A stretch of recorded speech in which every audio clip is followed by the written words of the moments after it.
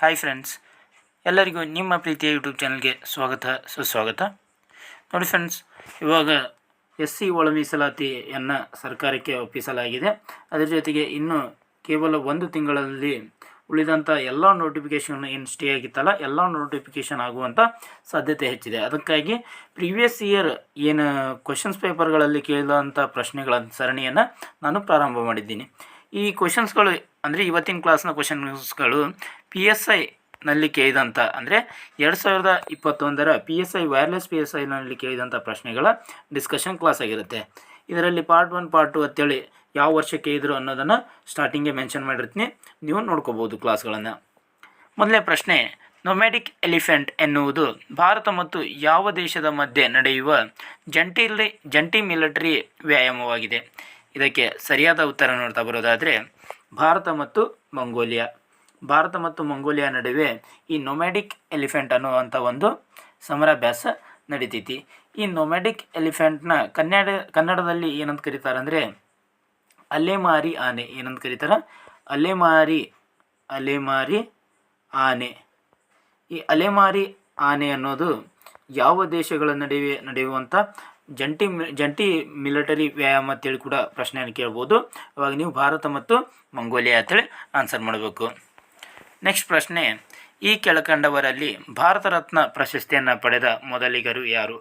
ಅಂದರೆ ಇಲ್ಲಿ 4 ಆಪ್ಷನ್ ಕೊಟ್ಟಾರಲ್ಲ, ಈ 4ರಲ್ಲಿ ಯಾರು ಭಾರತದ ರತ್ನ ಪ್ರಶಸ್ತಿಯನ್ನು ಪಡೆದ ಮೊದಲಿಗರು ಅಂತ ಪ್ರಶ್ನೆಯನ್ನು ಕೇಳಲಾಗಿದೆ. ಇದಕ್ಕೆ ಸರಿಯಾದ ಉತ್ತರ ಡಾಕ್ಟರ್ ರಾಧಾಕೃಷ್ಣನ್ ಅವರಿಗೆ ಜಂಟಿಯಾಗಿ ಯಾರ ಜೊತೆಯಪ್ಪ ಅಂದರೆ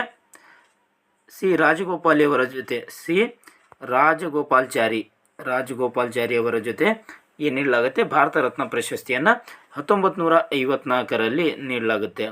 ಟೋಟಲ್ ಆ ವರ್ಷ ಅಂದರೆ 1954ರಲ್ಲಿ 3 ಜನರಿಗೆ ನೀಡಲಾಗುತ್ತೆ. ಒಬ್ಬರಿಗೆ ರಾಜಗೋಪಾಲ್ಚಾರಿ, ಹೌದಾ, ಮೊಟ್ಟ ಮೊದಲವರೆಗೆ ಇವರಿಗೆ ನೀಡಲಾಗುತ್ತೆ. ನೆಕ್ಸ್ಟ್ ಡಾಕ್ಟರ್ ರಾಧಾಕೃಷ್ಣನ್, ಅದರ ಜೊತೆಗೆ ಸರ್ ಸಿ ವಿ ರಮನ್. ಈ 3 ಜನರಿಗೆ 1954ರಲ್ಲಿ ಭಾರತ ರತ್ನ ಪ್ರಶಸ್ತಿಯನ್ನು ನೀಡಲಾಗುತ್ತೆ. ಮೂರನೇ ಪ್ರಶ್ನೆ, ಮೊದಲ ಮಹಿಳಾ ಗವರ್ನರ್ ಜನರಲ್ ಯಾರು? ಇದಕ್ಕೆ ಸರಿಯಾದ ಉತ್ತರ ನೋಡ್ತಾ ಬರೋದಾದರೆ ಸರೋಜಿನಿ ನಾಯ್ಡು ಅವರು ಮೊದಲ ಮಹಿಳಾ ಗವರ್ನರ್ ಜನರಲ್ ಆಗಿದ್ದರು. ನೆಕ್ಸ್ಟ್ ಪ್ರಶ್ನೆ, ಈ ಕೆಳಗಿನ ಖಂಡಗಳನ್ನು ಅವುಗಳ ಗಾತ್ರದ ಅನುಗುಣವಾಗಿ ಬರೆಯಿರಿ. ನೋಡಿ, ಇಲ್ಲಿ 4 ಖಂಡಗಳನ್ನು ಕೊಟ್ಟಿದ್ದಾರೆ. ಒಂದು ಆಫ್ರಿಕಾ ಖಂಡ, ಏಷ್ಯಾ ಖಂಡ, ದಕ್ಷಿಣ ಅಮೆರಿಕಾ ಖಂಡ ಮತ್ತು ಉತ್ತರ ಅಮೆರಿಕಾ ಖಂಡ. ಈ 4 ಖಂಡಗಳನ್ನು ಅವುಗಳ ವಿಸ್ತೀರ್ಣಕ್ಕೆ ಅನುಗುಣವಾಗಿ ಅಂದರೆ ವಿಸ್ತೀರ್ಣ ಅಥವಾ ಗಾತ್ರಕ್ಕೆ ಅನುಗುಣವಾಗಿ ಬರೀಬೇಕು. ಫಸ್ಟ್ ಯಾವುದು ಅತಿ ದೊಡ್ಡ ಖಂಡ ಅಂದರೆ ಏಷ್ಯಾ ಖಂಡ, ಅಂದರೆ ಮೊದಲು ಯಾವುದು ಬರ್ತೈತಿ? ಬಿ. ನೆಕ್ಸ್ಟ್ ಅದಕ್ಕಿಂತ ಚಿಕ್ಕ ಖಂಡ 2ನೇ ಸ್ಥಾನದಲ್ಲಿರೋದು ಆಫ್ರಿಕಾ, ಹೌದಾ, 2ನೇ ಅತಿ ದೊಡ್ಡ ಖಂಡ. ನೆಕ್ಸ್ಟ್ 3ನೇದ್ದು ಉತ್ತರ ಅಮೆರಿಕಾ ಖಂಡ, ಡಿ.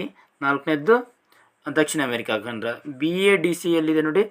ಆಪ್ಷನ್ 3ರಲ್ಲಿ ಕಂಡುಬರುತ್ತೆ, BADC. ಹಾಗಾದರೆ ಸರಿಯಾದ ಉತ್ತರ ಆಪ್ಷನ್ 3 ಆಗುತ್ತೆ. ನೆಕ್ಸ್ಟ್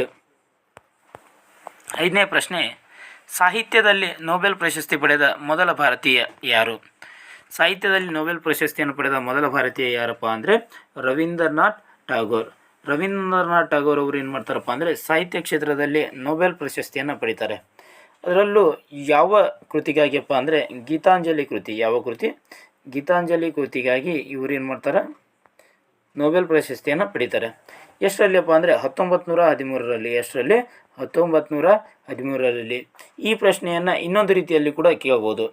ಏಷ್ಯಾದಲ್ಲೇ ನೊಬೆಲ್ ಪ್ರಶಸ್ತಿ ಪಡೆದ ಮೊದಲ ವ್ಯಕ್ತಿ ಯಾರತ್ತೆ ಕೇಳಿದಾಗ ರವೀಂದ್ರನಾಥ್ ಟಾಗೋರ್ ಅಂತೇಳಿ ಆನ್ಸರ್ ಮಾಡಬೇಕು. ಓಕೆನಾ?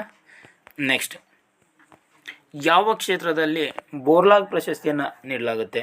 ನೋಡಿ, ಈ ಬೋರ್ಲಾಗ್ ಪ್ರಶಸ್ತಿಯನ್ನು ಯಾವ ಕ್ಷೇತ್ರದಲ್ಲಿ ನೀಡಲಾಗುತ್ತೆ ಅಂದರೆ ಕೃಷಿ ವಿಜ್ಞಾನ ಕ್ಷೇತ್ರದಲ್ಲಿ ನೀಡಲಾಗುತ್ತೆ. ಯಾವ ಕ್ಷೇತ್ರ? ಕೃಷಿ ವಿಜ್ಞಾನ ಕ್ಷೇತ್ರದಲ್ಲಿ ನೀಡಲಾಗುತ್ತೆ. ಇದು ನಾರ್ಮನ್ ಬೋರ್ಲಾಗ್ ಅವರ ಹೆಸರಿನಲ್ಲಿ ಸ್ಥಾಪಿಸಿದಂಥ ಒಂದು ಪ್ರಶಸ್ತಿಯಾಗಿದೆ. ನಾರ್ಮನ್ ಬೋರ್ಲಾಗ್ ಅವರನ್ನು ಏನಂತ ಕರೀತಾರಪ್ಪ ಅಂದರೆ ಪ್ರಪಂಚದ ಹಸಿರು ಕ್ರಾಂತಿಯ ಪಿತಾಮಹ ಅಂತೇಳಿ ಕರೀತಾರೆ.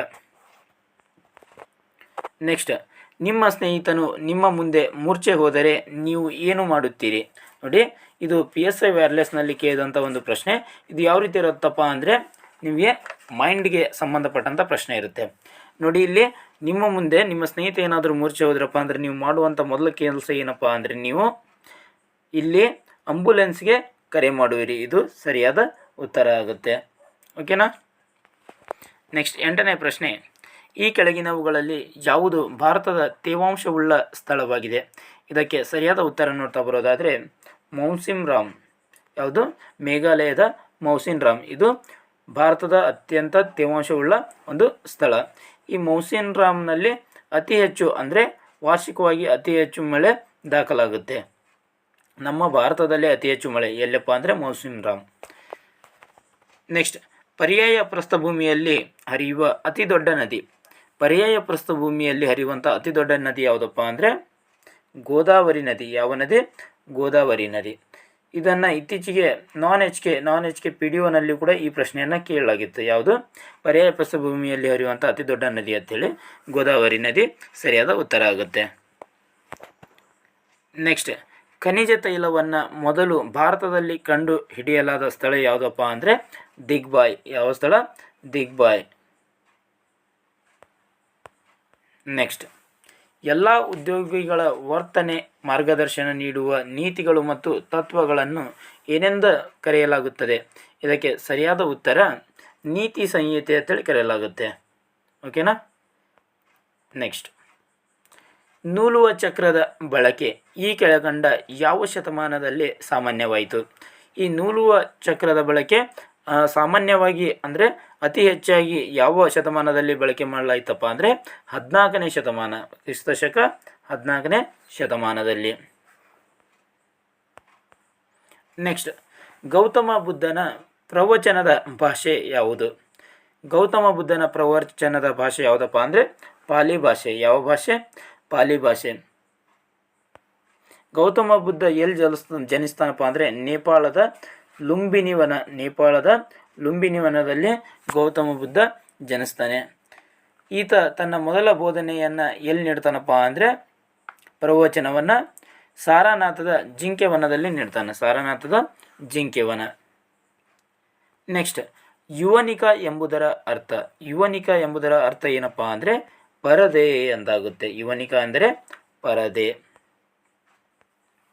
15ನೇ ಪ್ರಶ್ನೆ, ಉಪನಿಷತ್ತುಗಳು ಏನು ಹೇಳುತ್ತವೆ? ಈ ಉಪನಿಷತ್ತುಗಳು ಏನು ಹೇಳ್ತಾವಪ್ಪ ಅಂದರೆ ಹಿಂದೂ ತತ್ವಶಾಸ್ತ್ರದ ಮೂಲವನ್ನು ಹೇಳ್ತಾವೆ. ಯಾವುದು? ಉಪನಿಷತ್ತುಗಳು.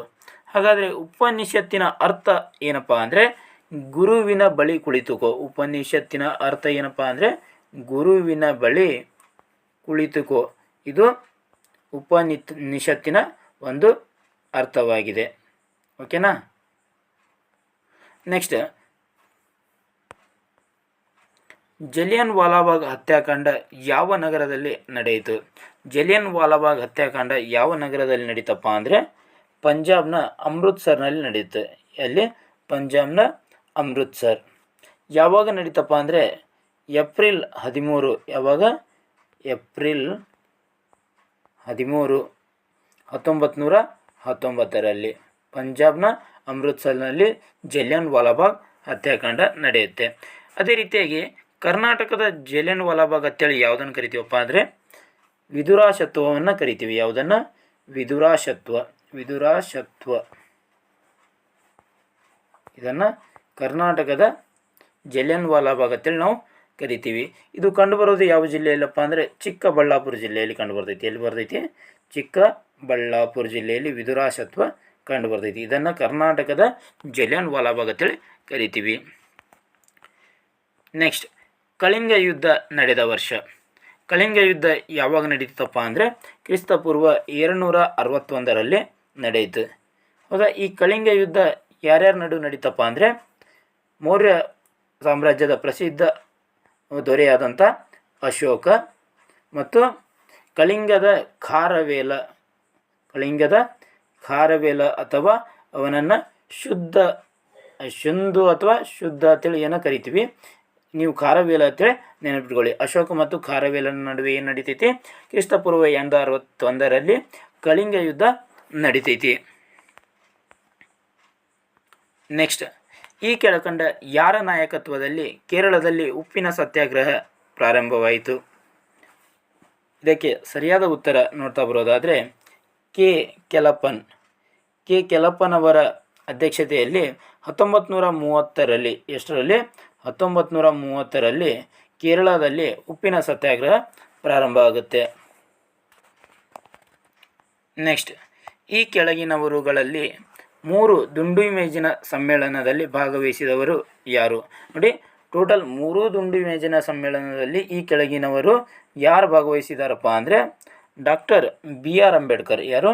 ಡಾಕ್ಟರ್ ಬಿ ಆರ್ ಅಂಬೇಡ್ಕರ್ ಇವರು 3 ದುಂಡು ಮೇಜಿನ ಸಮ್ಮೇಳನದಲ್ಲಿ ಭಾಗವಹಿಸಿದರು. ಕೊನೆಯ ಪ್ರಶ್ನೆ 20ನೇ ಪ್ರಶ್ನೆ ಏನಪ್ಪ ಅಂದರೆ ವೈಜ್ಞಾನಿಕ ಸಮಾಜವನ್ನು ಸ್ಥಾಪಿಸಿದವರು ಯಾರು?